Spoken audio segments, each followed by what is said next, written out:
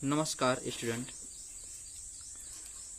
देखिए विद्यार्थियों, आज मैं आपको क्लास 10th की साइंस से पहला अध्याय है रासायनिक अभिक्रिया एवं समीकरण, और पहले ही अध्याय से मैं आपको रासायनिक अभिक्रिया के बारे में बताऊंगा। ध्यान से सुनिएगा स्टूडेंट। विज्ञान का है, पहला चैप्टर है, मोस्ट इम्पॉर्टेंट है, ये बहुत आता है। देखिए स्टूडेंट, पहली ही हेडलाइंस है आपकी रासायनिक अभिक्रिया। स्टूडेंट, रासायनिक अभिक्रिया होती क्या है? तो आप लोगों ने कई प्रयोग भी किए होंगे और कई बार पढ़ा भी होगा कि परिवर्तन जो होते हैं दो प्रकार के होते हैं, भौतिक परिवर्तन और रासायनिक परिवर्तन। तो भौतिक परिवर्तन तो जो होता है वो भौतिक परिवर्तन होता ही है, वो भौतिकी अभिक्रियाओं द्वारा होता है। परंतु जब पदार्थों में कोई रासायनिक परिवर्तन होता है तो उसे रासायनिक अभिक्रिया कहते हैं। जैसे आप देख लेते हैं लोहे में जंग लगना, तो ये जो लोहा होता है ऑक्सीजन से अभिक्रिया करता है, तो उसमें जो है ऊपर जो परत जमती है वो रासायनिक अभिक्रिया के द्वारा ही जमती है। उसके बाद में कई बार आपने प्रयोग किया होगा, चीनी को जल में घोलते हैं तो शरबत बन जाता है। अब चीनी को जल में अगर घोलते हैं तो चीनी कहाँ चली जाती है आपको पता नहीं चलता है, उसी जल में घुल जाती है। तो चीनी जब जल में घुलती है तो शरबत बन जाता है। अब चीनी और जल के बीच जो अभिक्रिया हुई है वही आपकी रासायनिक अभिक्रिया है। मैग्नीशियम और ऑक्सीजन से जब अभिक्रिया कराते हैं, यानी मैग्नीशियम को ऑक्सीजन के साथ अगर दहन करते हैं तो मैग्नीशियम ऑक्साइड बन जाता है। तो ये जो अभिक्रिया होती है, ये जो रिएक्शन होता है आपका, ये केमिकल रिएक्शन होता है, रासायनिक अभिक्रिया होती है। वही चीज मैंने इधर लिखा है स्टूडेंट। देखिए, रासायनिक अभिक्रिया, जब पदार्थों में रासायनिक परिवर्तन होता है तो उस परिवर्तन में जो अभिक्रिया होती है वो रासायनिक अभिक्रिया कहलाती है। जैसे एग्जाम्पल रूप मैंने आपको दिया है, चीनी और जल से शरबत बनने में जो अभिक्रिया होती है वो रासायनिक अभिक्रिया होती है। मैग्नीशियम और ऑक्सीजन से मैग्नीशियम ऑक्साइड बनने में जो अभिक्रिया होती है वो रासायनिक अभिक्रिया होती है। अरे रुकी रहो, दूसरे शब्दों में इसे आप कह सकते हैं स्टूडेंट कि रासायनिक अभिक्रिया द्वारा दो या दो से अधिक अभिकारक मिलकर एक नए उत्पाद का निर्माण करते हैं। यानी जो रासायनिक अभिक्रिया होती है, जो केमिकल रिएक्शन होते हैं, उसमें दो या दो से अधिक पदार्थ मिलते हैं तो एक नए पदार्थ का निर्माण होता है, या फिर दो नए पदार्थ का निर्माण होता है, या फिर दो से भी अधिक नए पदार्थ का निर्माण होता है। तो ये जो अभिक्रिया होती है ये रासायनिक अभिक्रिया होती है। अब इसी रासायनिक अभिक्रिया को आप जो है रासायनिक समीकरण में कैसे लिखते हैं इसको मैं दिखाता हूं आपको। दूसरी हेडिंग है आपकी रासायनिक समीकरण। देखिए, आप डायरेक्ट अगर किसी भी चीज को बहुत बड़ा करके लिखते हैं कि मैंने पानी लिया, पानी में फिर चीनी मिलाया, चीनी मिलाकर उसको घोला तो जाके शरबत बना, तो इतना आपको अगर लिखना पड़ेगा तो बहुत बड़ा हो जाएगा।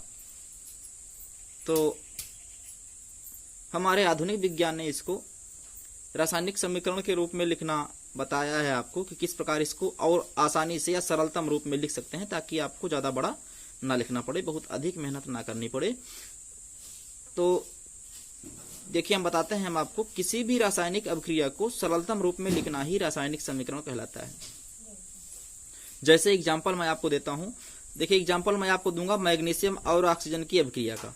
ठीक है स्टूडेंट, कि मैग्नीशियम और ऑक्सीजन की अभिक्रिया का एग्जाम्पल देता हूं मैं आपको। देखिए, इसमें लिखा गया है, जब मैग्नीशियम को ऑक्सीजन से अभिक्रिया कराते हैं तो मैग्नीशियम ऑक्साइड बनता है। अब इतना बड़ा हमें लिखना पड़ा, यहां से लेकर के यहां तक। अगर इसमें मान लो ये तो दो ही पदार्थ है और एक ही पदार्थ बन रहा है, अगर अभिकारक जो है दो या दो से अधिक होता तो उत्पाद भी दो या दो से अधिक बन सकता था। तो उसको अगर लिखते हैं हम तो बहुत बड़ा हो जाता। तो उसे हम शॉर्ट फॉर्म में लिखते हैं और छोटे तरीके से लिखते हैं, magnesium plus oxygen gives out magnesium oxide. यानी मैग्नीशियम और ऑक्सीजन से मिलकर मैग्नीशियम ऑक्साइड बना। ओके स्टूडेंट, मैं अब आपको बताता हूं रासायनिक समीकरण लिखना। रासायनिक समीकरण लिखते कैसे हैं? देखिए स्टूडेंट, अब आप अगर इन्हें शब्दों के ही रूप में लिखते हैं तब भी कभी कभी बहुत बड़े बड़े सिस्टम आ जाते हैं, बहुत बड़े बड़े एलिमेंट्स आ जाते हैं जो आपको लिखने में बहुत तकलीफ हो जाती हैं, बहुत बड़े वो भी होने लगते हैं।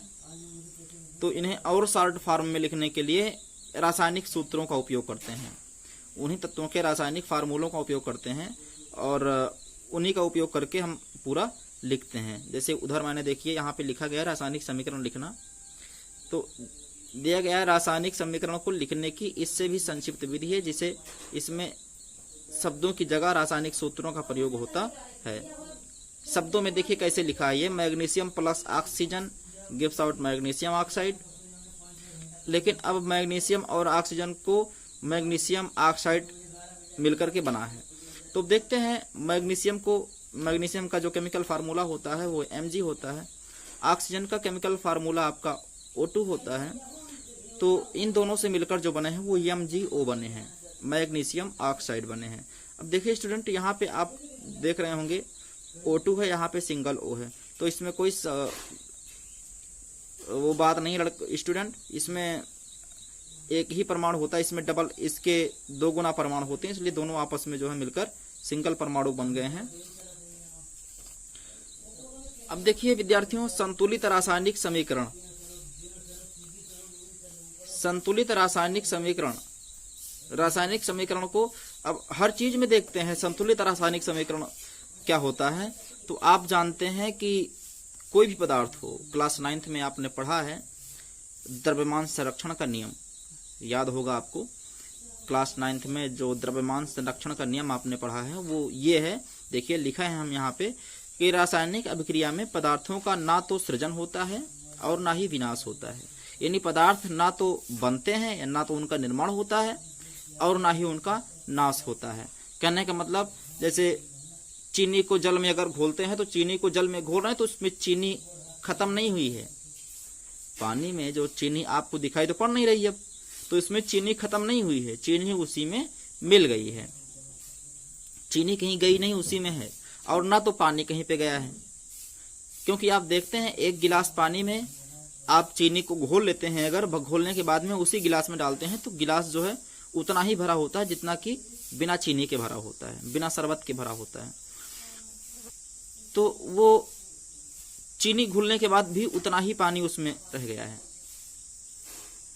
तो उसमें चीनी जो है, उसमें चीनी का जो अणु है वो पानी के अणु में पूरा घुल मिल गया है। उसका भार बढ़ जाता है लेकिन उसका आयतन या आकार नहीं बढ़ता। तो वही है स्टूडेंट, इधर दिया गया है संतुलित रासायनिक समीकरण में रासायनिक अभिक्रिया में पदार्थों का ना तो विनाश होता है और ना ही निर्माण होता है। अतः अभिकारकों में पदार्थ का द्रव्यमान तथा उत्पादों में पदार्थ का द्रव्यमान समान होना चाहिए। जैसे स्टूडेंट,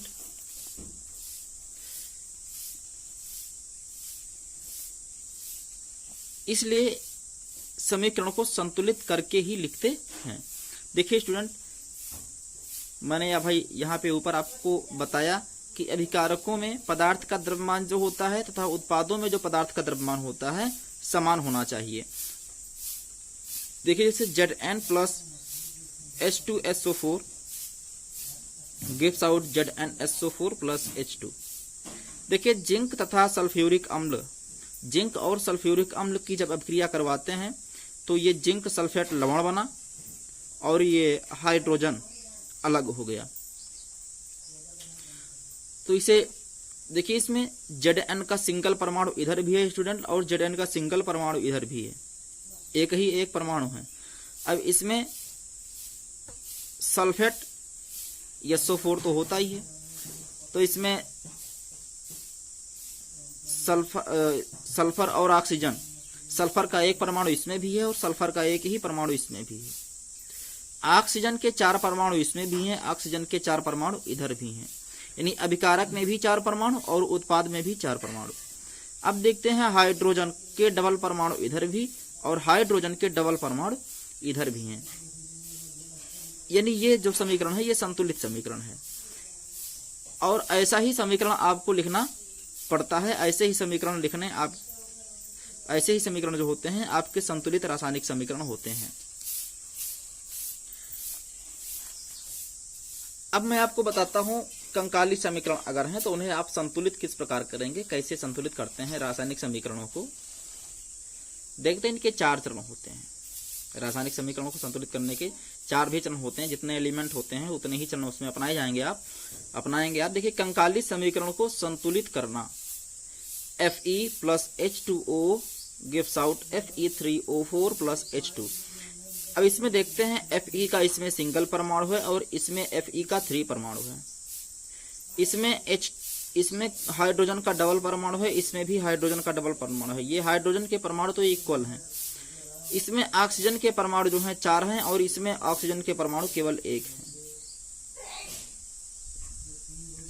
अब देखिए इन्हें आप संतुलित करते हैं, यानी दोनों तरफ के परमाणु द्रव्यमान बराबर होने चाहिए। ये आप जानते हैं, परमाणु द्रव्यमान अलग अलग नहीं होने चाहिए।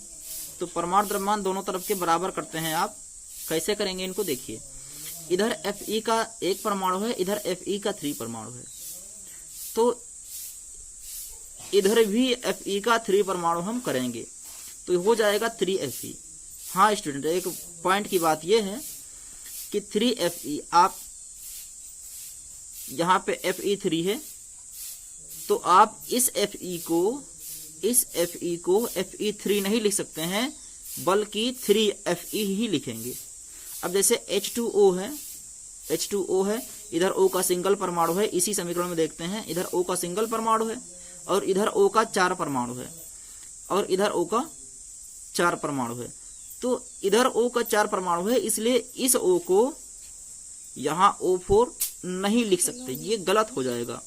जबकि आप इस 4 को यहां पे लिख देंगे। ऑक्सीजन को 4 परमाणु बनाने के लिए आप 4 आगे लिखते हैं, सूत्र जैसा है वैसा ही रहेगा, सूत्र में कोई परिवर्तन नहीं होगा।